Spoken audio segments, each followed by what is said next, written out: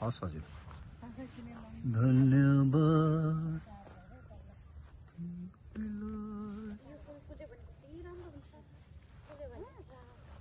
आज कस्तो लाग्यो सुषमा?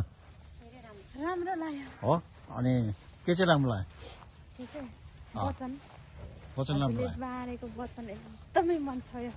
अनि आज नआएकोहरूलाई तपाईँ के सुझाव दिन चाहनुहुन्छ? आज नआएको बाँच्नु टिचरहरूलाई के सुझाव दिन चाहनुहुन्छ?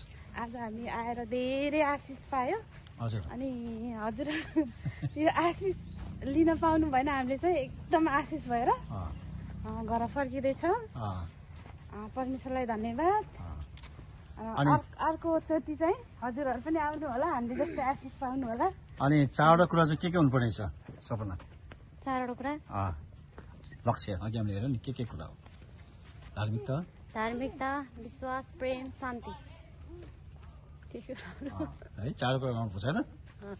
ल अनि हाम्रो के अरे रेणुलाई कस्तो लाग्यो आजको हाम्रो शिक्षक तालिम टिचरहरूको मिटिङ?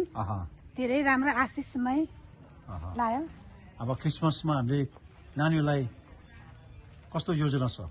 अब यो नानीहरूलाई चाहिँ नानी बाबुहरूलाई चाहिँ उपहार राम्रो उपहारहरू दिने अनि राम्रो तरिकाले क्रिसमसहरू मनाउने योजनाहरू गरेका छौँ।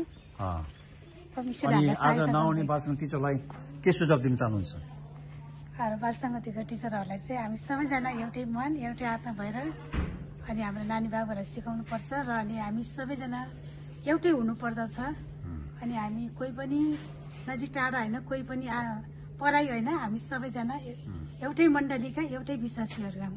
धन्यवाद।